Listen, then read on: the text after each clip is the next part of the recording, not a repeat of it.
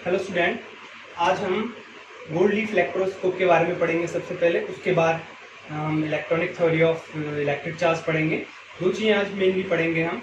उससे पहले हम रिवाइज कर लेते हैं। फर्स्ट लेक्चर में हमने क्या पढ़ा था? चार्ज के बारे में पढ़ा था, है ना। चार्ज क्या है? एक प्रॉपर्टी है, एक रबिंग बॉडीज के पास एक प्रॉपर्टी आ जाती है जिसकी वजह से अट्रैक्टिव या रिपल्सिव का फोर्स लगता है दो बॉडीज के बीच में, जिनको हम रबिंग करते हैं। ठीक है, अट्रैक्टिव फोर्स लगेगा जब चार्ज जो अपोजिट होंगे, और रिपल्सिव फोर्स लगेगा जब चार्जेस सेम होंगे, है ना। तो प्लस क्यू चार्ज और माइनस क्यू चार्ज, जो हम चार्ज के बारे में पढ़ा था हमने, प्लस क्यू चार्ज और माइनस क्यू चार्ज, है ना। ये अनलाइक चार्जेस हैं, और प्लस क्यू क्या होंगे? लाइक चार्जेस होंगे।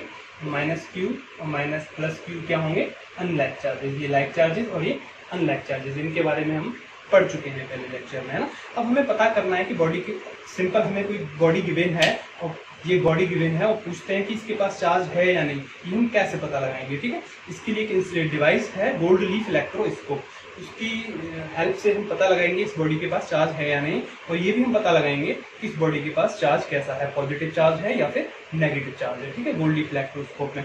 उससे पहले हम पढ़ चुके हैं, चार्जिंग के बारे में पढ़ ही चुके हैं। चार्जिंग से पहले की जो स्टेट होती है बॉडी की, वो होती है अनचार्ज की स्टेट, है ना। उसके बाद चार्जिंग आता है जब हम रबिंग करते हैं दो बॉडीज को। ठीक है, अगर रबिंग करने के बाद दो बॉडीज को रबिंग करने के बाद चार्जेस आ जाता है, फिर उसके पास अगर हम दोनों को उसके बाद पास लाते हैं तो वो चार्ज न्यूट्रल हो जाता है, क्योंकि वो डिस्चार्ज हो जाते हैं सेम अमाउंट में। अगर पॉजिटिव और नेगेटिव चार्ज एक दूसरे के पास आता है तो वो क्या हो जाता है? डिस्चार्ज हो जाता है। तो तीन टर्म्स हैं, अनचार्ज्ड, चार्ज्ड एंड डिस्चार्ज। ठीक है, तीनों ही टर्म्स अलग हैं।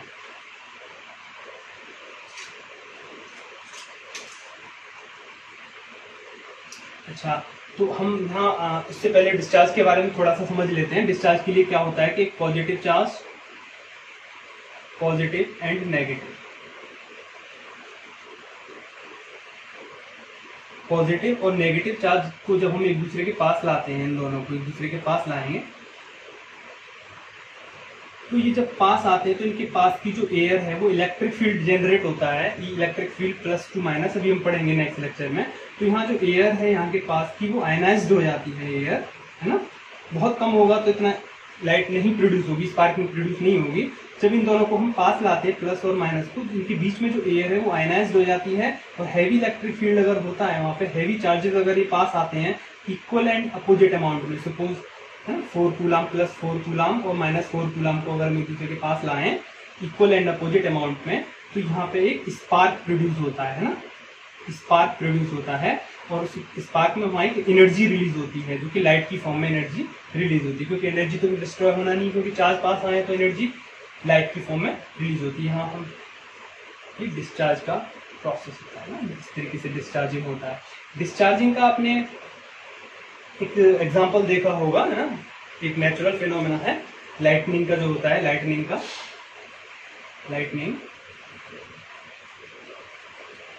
का जो फॉर्मूला होता है, यहाँ पे क्लाउड स्पार्किंग जो है, क्लाउड स्पार्किंग, वहां पे भी इसी तरीके से प्लस और माइनस चार्ज एक दूसरे के पास आते हैं। प्लस और minus, positively charge clouds and negatively charge clouds जब एक दूसरे के पास आते हैं तो वहां पे स्पार्क प्रोड्यूस होता है। ठीक है, अच्छा, सेम अमाउंट में जैसे क्लाउड्स हैं, दोनों ही क्लाउड्स के बाद अलग अलग चार्ज आ सकता है। एक बॉडी के पास भी कुछ सर्कमस्टांसेस में चार्जेस अलग अलग आ सकता है। जैसे ग्लास रॉड है, ये ग्लास रॉड है ना, और एक और ग्लास रॉड है, एक और ग्लास है, ये ग्लास रॉड है, ये भी ग्लास रॉड है, दोनों ही ग्लास हैं, दोनों ही ग्लास के मटेरियल हैं। अगर ये मटेरियल फ्लैट हैं दोनों, है ना, दोनों ही मटेरियल अगर फ्लैट हैं और इन दोनों की रबिंग होती है तो इनके पास कोई चार्ज नहीं आता है। ठीक है, अगर एक मटेरियल इनमें से कर्वेचर है, किसी के पास कर्वेचर है एक मटेरियल के पास, अगर इनकी रबिंग होती है तो इनमें से जो मटेरियल जिसकी कर्वेचर कम होती है, इसकी तो कर्वेचर बहुत ज्यादा है, देखो इन दोनों में किसकी कर्वेचर ज्यादा है? इसकी तो इनफाइनाइट है, कर्वेचर बहुत ज्यादा है, कर्वेचर, है ना, और इसकी कर्वेचर कम है, रेडियस ऑफ कर्वेचर इसकी कम है। तो अभी ये नेक्स्ट आएगा ये टॉपिक, चार्ज डेंसिटी, किसके पास ज्यादा चार्ज आता है? जिसकी रेडियस ऑफ कर्वेचर कम होती है उसके पास ज्यादा चार्ज आता है, क्योंकि चार्ज डेंसिटी हम सिग्मा से प्रोड्यूस करते हैं। तो Q/4πr² एक फॉर्मूला होता है, 4πr²। तो जिसकी रेडियस कम होती है उसकी चार्ज डेंसिटी क्या होती है, ज्यादा होती है। तो यहाँ रेडियस ऑफ कर्वेचर कम होती है तो इसके पास चार्ज यहाँ पे आ जाता है। अदरवाइज अगर ये दोनों ही फ्लैट हैं ये दोनों, तो चार्ज दोनों ही जैसे थे वैसे ही रहेंगे। कुछ सर्कमस्टेंसेस में सेम चार्ज, सेम बॉडी को अगर हम रिपेल करते हैं, प्लास्टिक को हम रिपेल करते हैं, तो कुछ कंडीशन हैं। अगर एक फ्लैट है और एक पॉइंट चार्ज है, अगर उन दोनों को रबिंग करते हैं तो मटेरियल का ट्रांसफर हो जाता है, वहां पे चार्ज उनके पास आ सकता है, ये कंडीशन है। ठीक है, तो क्लाउड के पास स्पेशल कंडीशन में चार्ज आ सकता है। तो ये क्लाउड स्पार्किंग जो होती है वो भी प्लस और माइनस चार्ज का डिस्चार्ज ही होता है। ठीक है, उसके बाद हम देखते हैं यहाँ पे नेक्स्ट, यहाँ पे gold leaf electroscope, how to detect charge on a body, how to detect charge on a body,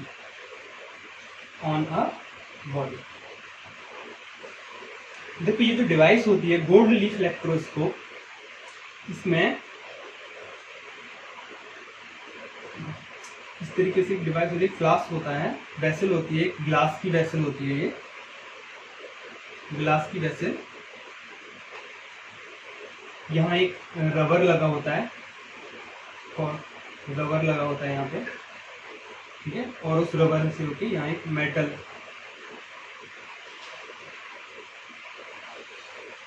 जो है एक metal rod, conducting metal rod इस तरीके से रबर में होके पास होती है, और यहाँ पे ये नॉब होते हैं, metal knob, this is metal knob, और ये कंडक्टिंग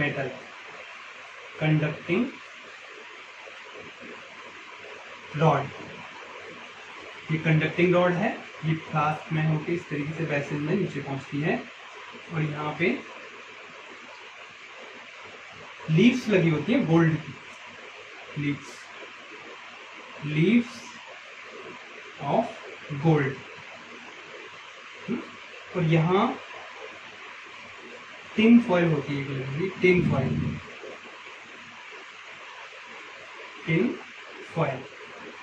टिन की एक फॉइल बनी होती है, और इसमें से एक वायर हम निकाल लेते हैं जिसका यूज कर लेते हैं अर्थिंग के लिए।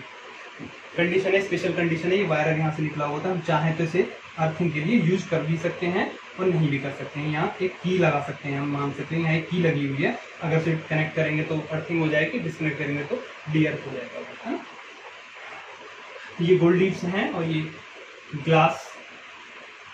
ग्लास वेसल है, ओके। अच्छा, अब हमें पता करना है कि किसी बॉडी के पास चार्ज है या नहीं है। देखो यहाँ मेटल नॉब इस तरीके से एक स्फेरिकल पार्ट है, ये क्यों बनाया गया है, नॉब क्यों बनाई गई है, थोड़ा सा बड़ा है ये पार्ट स्फीयर टाइप, ये क्यों बनाया गया है ना, नॉब क्यों बनाया, क्योंकि अभी हमने जस्ट अभी डिस्कस किया था कि चार्ज इकट्ठा कहाँ होता है, जहां पे रेडियस ऑफ कर्वेचर कम होती है, लेस रेडियस ऑफ कर्वेचर जहां होती है वहां पे चार्ज इकट्ठा हो जाता है। अगर यहाँ एजेस, अगर इसकी पॉइंट एजेस होगी तो यहाँ चार्ज इकट्ठा हो जाएगा। चार्जिंग कैसे पता करते हैं, सपोज ये बॉडी चार्ज है, गिवन है ना, यहाँ गिवन है या नहीं है, चार्ज इसके पास है या नहीं। अगर हम चाहें तो इसे किसी सिल्क क्लॉथ से रगड़ सकते हैं। सपोज ग्लास रॉड है, ग्लास रॉड को हमने सिल्क क्लॉथ से रगड़ते हैं तो ग्लास रॉड के पास पॉजिटिव चार्ज आता है, ये हम कर चुके हैं, और सिल्क क्लॉथ के पास नेगेटिव चार्ज आता है। सपोज ये ग्लास रॉड है, इसको हमने सिल्क क्लॉथ के साथ रबिंग किया, इसके पास पॉजिटिव चार्ज आया, इस पॉजिटिव चार्ज बॉडी को हमने सपोज यहाँ टच किया, यहाँ हमने टच किया तो ये फ्लो होके चार्ज, ये कंडक्टिंग रॉड है तो इससे चार्ज फ्लो होके यहाँ तक आ जाएगा, है ना। अगर ये कंडक्टिंग रॉड नहीं होती, कोई मटेरियल होता है इंसुलेटर, तो अगर हम इसे चार्ज देते तो वो चार्ज केवल यही रहता, वो फ्लो नहीं करता। इस इंसुलेटर में चार्ज फ्लो नहीं होता, ये ध्यान रखना है। जैसे ये प्लास्टिक रॉड है, अगर मैं इसे रबिंग करूंगा, रबिंग करने के बाद ये जितने पार्ट में रबिंग हुई थी वो चार्ज वहीं स्टे रहेगा, ना कि वो आगे की तरफ फ्लो हो जाएगा। पूरी रॉड में फ्लो नहीं होगा क्योंकि ये इंसुलेटर है ना। अगर ये कंडक्टर होता तो ये पूरी रॉड में फ्लो हो जाता और ये पूरी रॉड पे डिस्ट्रीब्यूटेड हो जाता है, ठीक है। इसी तरीके से यहाँ डिस्ट्रीब्यूट हो जाता है, ये कंडक्टिंग रॉड है ये, तो ये चार्ज को फ्लो कराएगी और यहाँ तक ये चार्ज फ्लो होके यहाँ पहुंच जाएगा ना। और यहाँ क्यों रखते हैं ये यहाँ पे हम ये नॉब, क्योंकि रेडियस ऑफ कर्वेचर लेस है तो चार्ज इकट्ठा यही हो जाएगा ना। तो थोड़ी सी रेडियस ऑफ अगर एजेस इस तरीके से, तो यहाँ पॉइंट एजेस हो जाएगी, तो जितना चार्ज देंगे हम वो यहाँ पे इकट्ठा हो जाएगा ना। लेकिन यहाँ क्या रखते हैं, थोड़ा सा बड़ा कर देते हैं रेडियस ऑफ कर्वेचर, जिसकी वजह से क्या होता है कि चार्ज यहाँ इकट्ठा नहीं होता, वो आगे की तरफ फ्लो होके और यहाँ तक पहुंच जाता है। यहाँ जहाँ गोल्ड लीव्स लगी होती है, लीव्स ऑफ गोल्ड जहाँ लगी होती है, वहां तक चार्ज हमारा फ्लो होकर यहाँ पहुंच जाता है। ठीक है, इसके बाद क्या होगा, सपोज ये पॉजिटिव चार्ज हम ग्लास रॉड इसके पास लाए, पॉजिटिवली चार्ज ग्लास रॉड हम इसके पास लाए और ये कनेक्ट किया हमने यहाँ पे इससे, तो ये चार्ज पॉजिटिव चार्ज फ्लो होके यहाँ पहुंच जाएगा। ठीक है, गोल्ड फॉइल। अच्छा, गोल्ड फॉइल क्यों लगाई हमने यहाँ पे, है ना। गोल्ड फॉइल क्या है कि ये फॉइल जब पॉजिटिव चार्ज फ्लो होके यहाँ आएगा तो दोनों के पास डिस्ट्रीब्यूट हो जाएगा, ये है ना। गोल्ड फॉइल है, यहाँ पे डिस्ट्रीब्यूट हो गया ये चार्ज आने के बाद क्या होगा कि ये दोनों एक दूसरे को रिपेल्ड करेंगे, क्योंकि सेम चार्ज है, तो ये इस तरीके से ये रिपेल्ड होके दूर हटेंगी दोनों ही फॉइल्स। अच्छा, ये चार्ज इतना ज्यादा अमाउंट में तो होता नहीं है, सपोज हमने ये जो रबिंग किया बहुत ही कम अमाउंट में होता है, तो ये फोर्स भी इतना हाई ज्यादा नहीं होता, जो रिपेल्सिव फोर्स है बहुत कम लगेगा, है ना, बॉडी के पास बहुत कम लगेगा। तो हमें क्या चाहिए कि ये जो लीव्स हैं ये दोनों एक दूसरे को रिपेल्ड करें, डाइवर्ज करें। तो डाइवर्ज करने के लिए लीव्स क्या होनी चाहिए, बहुत ही लाइट वेट होना चाहिए। तो लाइट वेट किसका हो सकता है, लीव्स का लाइट वेट होना है। तो हमें डक्टिल मटेरियल चाहिए जो ज्यादा से ज्यादा हैमरिंग करने के बाद बहुत ही पतला हो जाए। तो गोल्ड ऐसा मटेरियल है जो कि हैमरिंग करने के बाद उसे हम डक्टिल मटेरियल है, सबसे ज्यादा डक्टिल मटेरियल है। वो क्या होता है, बहुत पतली लीव्स बन सकती है गोल्ड की, है ना, सबसे ज्यादा पतली लीव्स बन सकती है। तो हमने गोल्ड को सिलेक्ट किया यहाँ पे पतली लीव्स बनाने के लिए। ठीक है, तो जैसे ही पॉजिटिव चार्ज देंगे तो ये दोनों एक दूसरे से दूर हो जाएंगे, भले ही हम यहाँ पे अगर नेगेटिव चार्ज देते तो भी ये दोनों एक दूसरे से दूर ही हो जाती है ना। यहाँ से हमें ये पता लग गया कि ये बॉडी चार्ज है, ये बॉडी चार्ज है। ठीक है, लेकिन ये पता नहीं लगा कि ये बॉडी पॉजिटिवली चार्ज है या नेगेटिवली चार्ज है, बस ओनली हमें इतना पता लगा है अभी कि ये बॉडी चार्ज है। देखो, इसे हम एक ग्लास वेसल में रखा है, क्योंकि यहाँ पे एयर या फिर कोई वैक्यूम है ना, यहाँ पे वैक्यूम है, कोई एयर वगैरह यहाँ पे नहीं आए, जिससे कि रेजिस्टेंस हो, जिससे कि गोल्ड फॉइल को कोई डिस्टर्बेंस क्रिएट हो, है ना। तो इस वजह से ग्लास वेसल में हम यहाँ से रखते हैं।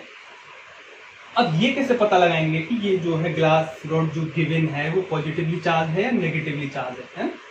देखो, हम क्या करते हैं, पहले तो हमने ये ग्लास रॉड को टच किया और ये दूर हट गई फॉइल्स, है ना, फॉइल दूर हटी है एक दूसरे से। दूर हटने के बाद ये टिन फॉइल है, थोड़ा ऊपर तक होता है टिन फॉइल, जहां तक लीव्स होती है वहां तक होती है tin foil. Glass rod positively charge है, ये दूर हटा देगी। अब हमें पता करना है कि पॉजिटिव था या नेगेटिव था। हम क्या करेंगे, एक चार्ज बॉडी लाएंगे, एक और चार्ज बॉडी लाएंगे जो हमें पता होगा, नोन होगा हमारे पास, हमें नोन है ऑलरेडी, सिलिक क्लॉथ है, नेगेटिवली चार्ज है, नोन है। हम क्या करेंगे, पहले तो चार्ज ग्लास रॉड को टच करेंगे, ये दूर हट जाएंगी। उसके बाद सपोज हम सिलिक क्लॉथ को लाए, हमें पता है कि सिलिक क्लॉथ के पास नेगेटिव चार्ज है, पहले से ऑलरेडी हमारे पास एक रखा होता है गिवन मटेरियल जिसका हमें चार्ज पता होता है। हम फिर सिलिक क्लॉथ को अगर यहाँ सिलिक क्लॉथ को हम यहाँ टच करेंगे तो जो नेगेटिव चार्ज है वो इससे फ्लो होके जाएगा और इस पॉजिटिव चार्ज को डिस्चार्ज करेगा।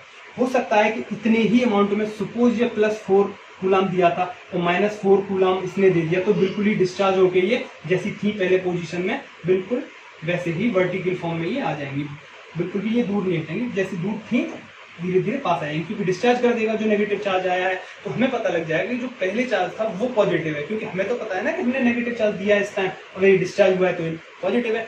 अगर सपोज दैट कि हम यहाँ नेगेटिवली चार्ज लाए हैं और ये सिलिक क्लॉथ नेगेटिव चार्ज है, अगर ग्लास रॉड के पास नेगेटिव होता तो ऑलरेडी ये डाइवर्ज है दोनों एक दूसरे से ना, तो और डाइवर्ज हो जाती, नेगेटिव चार्ज आता तो और डाइवर्ज दूर हट जाती, लेकिन यहाँ तो ये पास आ गई, डिस्चार्ज हो गई। डिस्चार्ज होने के बाद ये अपनी फॉर्म में आ गई। ठीक है, जैसे ही पॉजिटिव चार्ज आएगा ये दोनों एक दूसरे से दूर हटेंगी, जैसे ही नेगेटिव चार्ज आएगा तो डिस्चार्ज होने के बाद ये एक दूसरे के पास आ जाएंगे, जिससे हमें पता लग जाएगा कि ये बॉडी पॉजिटिवली चार्ज है या नेगेटिवली चार्ज है। हमें गिवन बॉडी का हम पता कर सकते हैं, डिवाइस पता करते हैं। और ये जो कितना डाइवर्ज हो रही है जो लीव्स हैं, तो divergence of leave, divergence of leaves gives amount of charge. जितना ज्यादा ये डाइवर्ज होंगी तो the degree of divergence the degree of divergence of leaf gives the amount of charge. ठीक है, जिससे हमें पता लग जाएगा कि इस बॉडी के बाद चार्ज कितना है या कितना नहीं है। ठीक है, अच्छा ये यहाँ पे ये रबर का बना हुआ होता है, ये जो कॉर्क लगा है यहाँ पे ये रबर का होता है। ठीक है, अच्छा एक चीज और हम यहाँ पे ध्यान देने वाली बात है, ये टिन फॉइल क्यों यूज करते हैं। देखो टिन फॉइल हम इसलिए यूज करते हैं कि सपोज हमने ये चार्ज दिया है बॉडी को, बॉडी ने जो चार्ज दिया है ऐसे गोल्ड लीव्स को, तो ये ऑलवेज इसी के पास रहेगा, तो ये ऑलवेज ये रिपेल्ड रहेंगी, एक दूसरे से दूर रहेंगी। अब हमें कोई दूसरी बॉडी का चार्ज पता करना है कि इसके पास क्या चार्ज है, तो इनको डिस्चार्ज होना ही है ना। तो डिस्चार्ज होने के लिए हम क्या करते हैं, यहाँ से टिन फॉइल से थ्रू एक वायर लेके ये की के थ्रू अर्थिंग कर देते हैं उस वायर को। बाद में करते हैं, ये नहीं कि पहले से ही ऑलरेडी, नहीं तो ये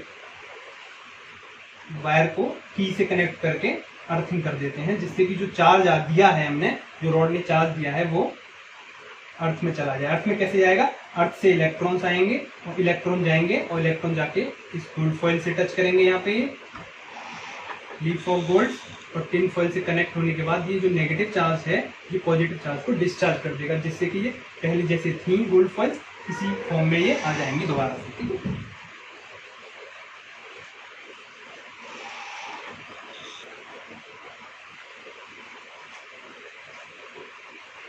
अब हम पढ़ते हैं electronic theory of electric charge, है ना। चार्ज कैसे ट्रांसफर होता है एक बॉडी से दूसरी बॉडी में मटेरियल के थ्रू, है ना। पहले बात कर चुके हैं कि इसका प्रोसेस पढ़ेंगे हम, चार्ज किस तरीके से आता है किसी भी बॉडी के पास। ठीक है, तो इलेक्ट्रॉनिक थ्योरी है तो इसमें इलेक्ट्रॉन का ट्रांसफर होता है। ठीक है, देखो कैसे देखते हैं, सपोज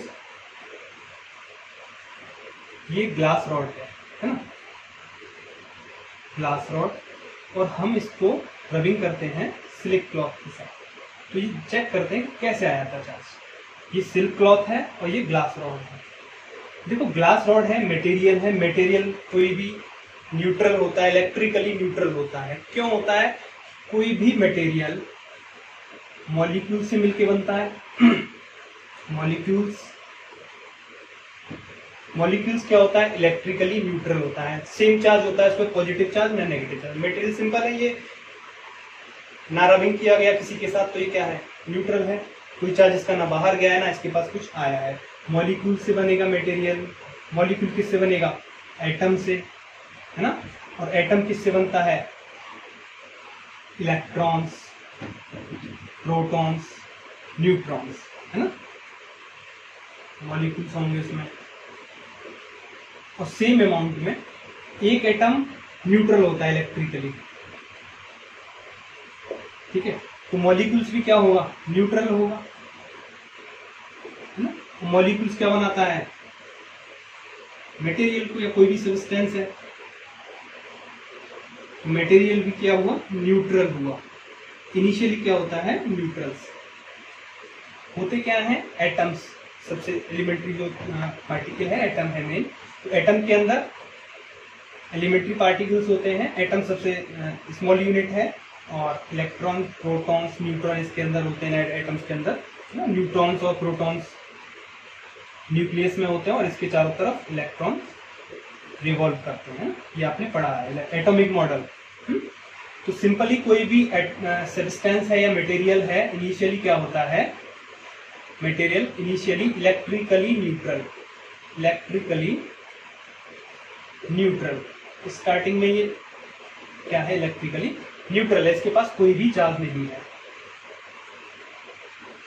सेम पॉजिटिव और सेम नेगेटिव चार्ज, है ना, सेम पॉजिटिव। सपोज कि इसके पास +10 पॉजिटिव है और -10 नेगेटिव चार्ज है, तो ओवरऑल कितना चार्ज है इसके पास, 0, है ना, न्यूट्रल है। स्टार्टिंग में ग्लास रॉड क्या है, न्यूट्रल, इसके पास 0 चार्ज है, 0 चार्ज, क्योंकि इसे रबिंग नहीं किया गया है ना। ऐसे ही सिल्क क्लॉथ के पास क्या है, 0 चार्ज। सपोज इसके पास इनिशियली 10 पॉजिटिव और 10 नेगेटिव, ऐसे ही इसके पास सपोज कर लेते हैं 20 पॉजिटिव और 20 नेगेटिव चार्ज, है ना। हमने क्या किया, इसे रबिंग किया, ये ग्लास रॉड को उठाया और उसके साथ इस तरीके से रबिंग किया। अच्छा, रबिंग करने पे ट्रांसफर होता है एक पार्टिकल्स का, अब किसका ट्रांसफर होगा और किस बॉडी से किस में ट्रांसफर होगा, प्रॉब्लम है यहाँ पे। ग्लास रॉड से सिलिक क्लॉथ में मटेरियल का ट्रांसफर होगा या फिर सिलिक क्लॉथ से ग्लास रॉड में मटेरियल का ट्रांसफर होगा, ठीक है। तो इस क्वेश्चन का आंसर है कि जिसका वर्क फंक्शन लो होगा वहां से मटेरियल निकलेगा और दूसरे ऑब्जेक्ट में आएगा। अब वर्क फंक्शन क्या होता है ये पता करते हैं, ठीक है। तो सबसे पहले इलेक्ट्रॉन्स क्या है, इलेक्ट्रॉन्स आउटर शेल के जो एटम है, एटम पॉजिटिव चार्ज होता है न्यूक्लियस के पास, इलेक्ट्रॉन्स चारों तरफ दौड़ते रहते हैं, इसके घूमते रहते, रिवॉल्विंग करते रहते हैं। तो आउटर मोस्ट ऑर्बिट के जो इलेक्ट्रॉन्स हैं, है ना, जब रबिंग करेंगे हम तो एटम्स जब इससे रबिंग होगा तो आउटर मोस्ट के जो इलेक्ट्रॉन्स हैं उन इलेक्ट्रॉन्स का ट्रांसफर हो जाता है ना। आउटर मोस्ट सेल में तो इलेक्ट्रॉन ही रहते हैं, उनको एनर्जी मिलती है। स्टार्ट में क्या है, एटम क्या है, पॉजिटिव चार्ज, इसके पास ये सपोज ये इलेक्ट्रॉन रिवॉल्व कर रहा है ना, ये रिवॉल्व कर रहा है इलेक्ट्रॉन। अगर इस इलेक्ट्रॉन को कहीं से एनर्जी मिलती है, एनर्जी कहाँ से मिलती है, जब हम इसे इसके साथ रबिंग करते हैं, रबिंग करते हैं तो इसे क्या मिलती है, एनर्जी। एनर्जी मिलेगी जब इलेक्ट्रॉन को, तो वो अपनी आउटर शेल से एक और आउटर शेल में, आउटर सबसे जो आउटर शेल होगी वहां पे इसे एनर्जी मिलेगी। देखो एटॉमिक मॉडल में क्या है, इलेक्ट्रॉन अपनी सर्टेन ऑर्बिट में रिवॉल्व करते हैं ना, अपनी इस ऑर्बिट में ये रिवॉल्व कर रहा है जितनी एनर्जी है इसके पास। अगर इसे ज्यादा एनर्जी मिल जाएगी तो ये क्या होगा, जंप करके अपनी आउटर शेल में जाना चाहेगा। अगर आउटर शेल कोई और नहीं है वहां पे तो क्या करेगा, इसे लीव कर देगा इस मटेरियल को, है ना, एटम को लीव कर देगा इलेक्ट्रॉन। यहाँ से इलेक्ट्रॉन लीव होकर दूसरे बॉडी के पास पहुंच जाएगा। अब ये देखो, अब दो बॉडी है, वर्क फंक्शन क्या है, वर्क फंक्शन क्या है कि दो बॉडी, सपोज ये ए है ना, ये ए, सपोज ये ए है और ये बी।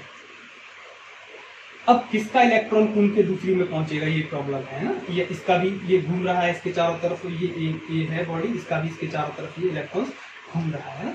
तो जिसका वर्क फंक्शन लो होगा, जो जिसे कम एनर्जी की जरूरत होगी, सपोज इसका जो आउटर मोस्ट सेल में यहाँ पे, तो ये इनर सेल में रिवॉल्व कर रहा है और यहाँ पे ये थोड़ी बड़ी सेट, सपोज ये फर्स्ट सेल में रिवॉल्व कर रहा है और ये सेकंड सेल में रिवॉल्व कर रहा है। तो फर्स्ट सेल वाले को इलेक्ट्रॉन को एनर्जी मिलेगी तो अपनी सेकंड अगर वहां पे होगी तो वहां पे सेकंड ऑर्बिट में चला जाएगा। लेकिन ये ऑलरेडी लास्ट सेल में है तो इसे कम एनर्जी मिलेगी। वो मटेरियल पे डिपेंड करेगा, जिससे कम एनर्जी मिलती ही वो नेक्स्ट ऑर्बिट में जाना चाहेगा कम से कम एनर्जी लेके, उसी का वर्क फंक्शन लो होगा, है ना। जिसका वर्क फंक्शन लो होगा उससे इलेक्ट्रॉन निकलेगा और दूसरी ऑब्जेक्ट में ट्रांसफर हो जाएगा। सो ठीक है, तो वर्क फंक्शन क्या है, the energy required to remove an electron from the surface is called work function. ठीक है, तो वर्क फंक्शन के बारे में अगर हम लिखना चाहें तो लिख सकते हैं यहाँ पे। तो वर्क फंक्शन क्या है,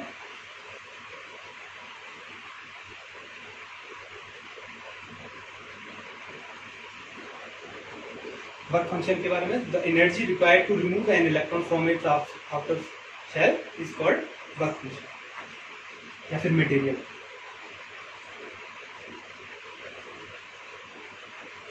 the energy required to remove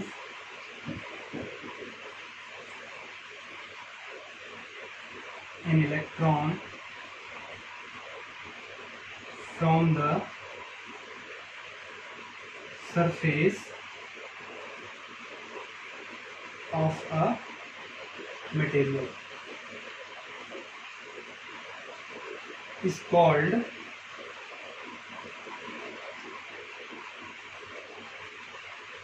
work function. ठीक है, जिसका वर्क फंक्शन लो होगा वहां से इलेक्ट्रॉन निकल के दूसरी में ऑर्बिट में चला जाएगा। अब ये देखो, यहाँ पे एक चीज और ध्यान रखना कि आउटर सेल में तो इलेक्ट्रॉन होते ही हैं, तो इलेक्ट्रॉन ही निकल के ट्रांसफर होके दूसरी ऑब्जेक्ट में पहुंचेगा, एक से दूसरे में इलेक्ट्रॉन ही निकल के जाएगा। तो प्रोटॉन का ट्रांसफर क्यों नहीं होता, जो प्रोटॉन्स होते हैं इसके अंदर, प्रोटॉन्स का ट्रांसफर क्यों नहीं हो सकता, अभी हम बात करेंगे इसके बारे में। इसे देख लेते हैं। सपोज ये ग्लास रॉड है, अच्छा हम ये पता कर चुके ग्लास रॉड पॉजिटिवली चार्ज होती है ना। तो ये कैसे हुई होगी पॉजिटिवली चार्ज, इसके बारे में हम देखते हैं। यहां से सपोज दो इलेक्ट्रॉन निकले ग्लास रॉड से, क्योंकि ग्लास रॉड का वर्क फंक्शन क्या है, लो, इसका वर्क फंक्शन क्या है, हाई, इसका वर्क फंक्शन लो, इसका वर्क फंक्शन हाई सिलिक क्लॉथ का। जिसका वर्क फंक्शन लो होगा वहां से इलेक्ट्रॉन निकलेगा, जिसे जो कम से कम एनर्जी में इलेक्ट्रॉन को अपने से निकाल के बाहर पहुंचा देगा दूसरे ऑब्जेक्ट के पास, उसका वर्क फंक्शन लो है। तो यहाँ से इलेक्ट्रॉन्स निकलेगा, सपोज यहाँ से 2 इलेक्ट्रॉन निकल के इसमें ट्रांसफर हो गए। कितने इलेक्ट्रॉन्स? 2 इलेक्ट्रॉन निकल के सिलिक क्लॉथ पे ट्रांसफर हो गए। ठीक है, जब रबिंग किया हमने इसके साथ तो 2 इलेक्ट्रॉन निकले और यहाँ ट्रांसफर हो गए। तो यहाँ कितने क्या बचा चार्ज? इनिशियली क्या था यहाँ पे चार्ज? +10 एंड -10। अब क्या रहेगा? 2 इलेक्ट्रॉन निकल गए तो +10 चार्ज पॉजिटिव, तो +10 और नेगेटिव कितना बचा? -8। तो नेट चार्ज कितना हो गया यहाँ पे? एल्जेब्रिकली सम करेंगे इन दोनों का, तो +10 -8 कितना हुआ? +2। तो इसके पास कैसा चार्ज आ गया? +2 पॉजिटिव चार्ज, +2। और इसके पास 2 इलेक्ट्रॉन एक्सेस हो गए है ना, 2 इलेक्ट्रॉन एक्सेस हो गए, तो इसके पास कैसा चार्ज आ गया? Negative charge. तो इसके पास डेफिशिएंसी ऑफ इलेक्ट्रॉन्स है, इसके पास एक्सेस ऑफ इलेक्ट्रॉन्स है ना। तो ग्लास रॉड के पास क्या है? Deficiency of electrons, deficiency of electron. और इसके पास सिलिक क्लॉथ के पास एक्सेस ऑफ इलेक्ट्रॉन्स। जिसके पास ज्यादा चार्ज होंगे वो नेगेटिवली चार्ज होगा, और जिसके पास इलेक्ट्रॉन निकल चुके हैं, इलेक्ट्रॉन की कमी है, वो पॉजिटिवली चार्ज होगा। तो ग्लास रॉड कैसी चार्ज होती है? पॉजिटिवली चार्ज होती है। अच्छा, यहां से जो इलेक्ट्रॉन निकल के दूसरी रॉड के पास, दूसरी मटेरियल के पास पहुंच गए हैं, तो यहां हम एक बात करें, इलेक्ट्रॉन्स का ही ट्रांसफर क्यों हुआ? देखिए 2 बॉडी हैं, ए और बी, ए और बी, ए और बी 2 बॉडी है। सपोज कि हमें बी को नेगेटिव चार्ज देना है, नेगेटिवली चार्ज करना है इसे, है ना, नेगेटिवली चार्ज करना है। तो नेगेटिवली चार्ज करने के लिए इसके 2 प्रोसेस हैं। या तो इसे नेगेटिव इलेक्ट्रॉन्स दे दें, नेगेटिवली चार्ज इलेक्ट्रॉन्स दे दें इसे हम, है ना। -6 चार्ज लाना चाहते हैं हम इसके पास, तो -6 इलेक्ट्रॉन अगर हम इसे दे दें तो इसके पास -6 चार्ज आ जाएगा। यूनिटी की बात हम बाद में करेंगे। और यहां से इलेक्ट्रॉन्स दे दें इसे, इसमें से +6 इलेक्ट्रॉन निकाल के इसे दे दें, तो क्या होगा? बी नेगेटिवली चार्ज हो जाएगी। एक प्रोसेस और है, क्या? ये ए है और ये बी है। दूसरा प्रोसेस क्या होगा कि यहां से हम 6 प्रोटॉन्स, पॉजिटिवली चार्ज प्रोटॉन इसमें से हम निकाल लें 6 और इसे दे दें, तो इसके पास एक्सेस हो जाएगा पॉजिटिव, तो इसके पास पॉजिटिव आ जाएगा।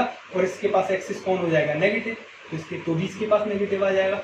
तो या तो इलेक्ट्रॉन, हमारे पास 2 ऑप्शन है, या तो इलेक्ट्रॉन का ट्रांसफर हो या फिर प्रोटॉन्स का ट्रांसफर हो। तो इलेक्ट्रॉन का ट्रांसफर होता है, लेकिन प्रोटॉन का ट्रांसफर क्यों नहीं होता? हम क्यों कहते हैं इलेक्ट्रॉनिक थ्योरी में इलेक्ट्रॉन का ही ट्रांसफर होता है? देखो, प्रोटॉन, इलेक्ट्रॉन का जो मास है वो वेरी वेरी लाइट होता है, greater comparison to protons.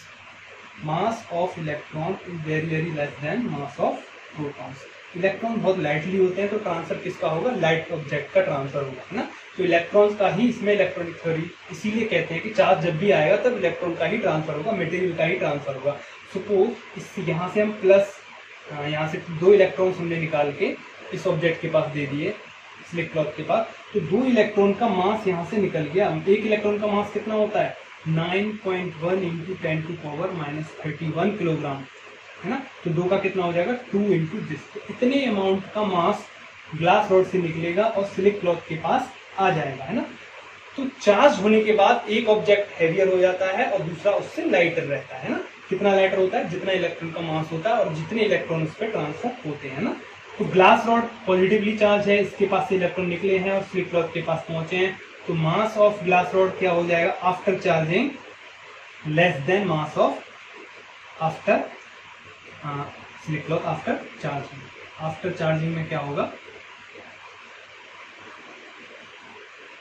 Suppose initially same mass थे इन दोनों के, है ना। सपोज सेम मास की दोनों ही पीस हमने लिए थे, तो क्या हो जाएगा? इसका मास कम हो जाएगा, क्योंकि इसके पास इलेक्ट्रॉन निकल के मास, इतना मास निकल के यहाँ दूसरे ऑब्जेक्ट के पास पहुंच गया इलेक्ट्रॉन्स का।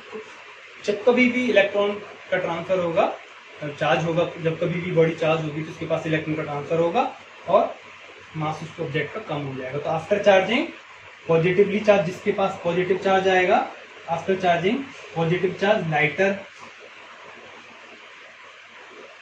हो जाएगा मटेरियल, मटेरियल कैसा हो जाएगा? लाइटर। और जिसके पास नेगेटिव चार्ज आएगा वो मटेरियल कैसा हो जाएगा? हैवियर।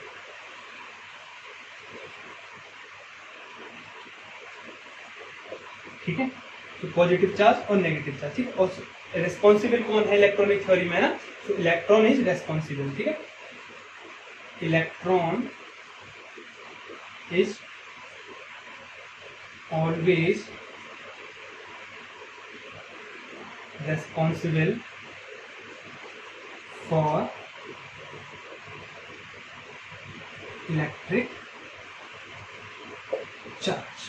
ओके, तो ये यहाँ पे इलेक्ट्रॉन का ट्रांसफर होता है इलेक्ट्रॉनिक थ्योरी में।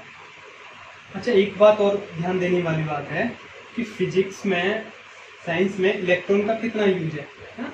जब कभी भी फ्लो होगा तो इलेक्ट्रॉन का फ्लो होगा, है ना। और इलेक्ट्रॉन के पास कैसा चार्ज है, नेगेटिव चार्ज। इलेक्ट्रॉन के पास कैसा चार्ज रहता है, नेगेटिवली चार्ज होता है इलेक्ट्रॉन्स। और सबसे ज्यादा काम करता है फिजिक्स में इलेक्ट्रॉन, और इसी को अनफॉर्चुनेटली नेगेटिव चार्ज मिला। अनफॉर्चुनेटली नेगेटिव क्यों मिला, क्योंकि जब बेंजामिन ने ग्लास रॉड को बेंजामिन ने पॉजिटिवली चार्ज कहा, है ना, और सिल्क क्लॉथ को नेगेटिव चार्ज मिला और ग्लास रॉड को पॉजिटिव कहा, उसके बाद देखो तब तक तो पता नहीं था इलेक्ट्रॉन के बारे में कि इलेक्ट्रॉन का ट्रांसफर होता है, क्या होता है, लेकिन उसने तो कन्वेंशनली पॉजिटिव और नेगेटिव चार्ज दे दिए थे, है ना, कन्वेंशनली दे दिए। फिर हमने एक्सपेरिमेंटली हम देखते हैं कि ग्लास रोड का पहले से मास कम हो गया है ना, ग्लास रोड का पहले से मास कम हो गया है, तो और इससे क्या हुआ है कि इलेक्ट्रॉन्स निकल के ही इसके पास आए हैं, है ना।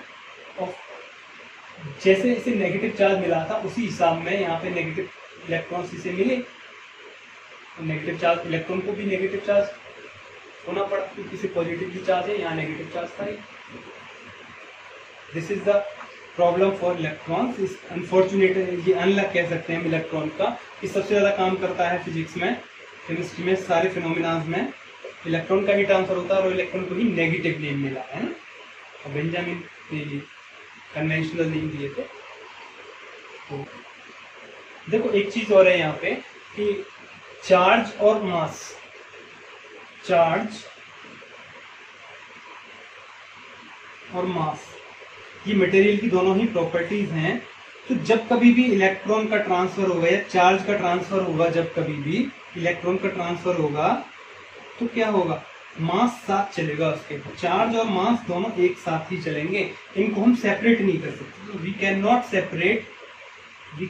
नॉट सेपरेट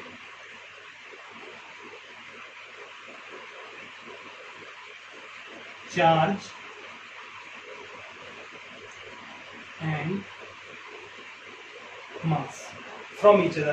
तो जब कभी भी चलेंगे, चार्ज का ट्रांसफर होगा तो मास उसके साथ हमेशा चलेगा। तो चार्ज को ट्रांसफर करने के लिए मास भी होना जरूरी है ना, मेटल होना वहां पे जरूरी है। तो इस इलेक्ट्रॉनिक थ्योरी, गोल्डी फ्लेक्ट्रोस्कोप, इन दोनों के बारे में आज हमने पढ़ा। नेक्स्ट लेक्चर में हम पढ़ेंगे इंसुलेटर्स और कंडक्टर्स और सेमीकंडक्टर्स के बारे में ब्रीफ स्टडीज पढ़ेंगे नेक्स्ट लेक्चर में हम। ठीक है, तो आज के लिए बस इतना ही। Thank you.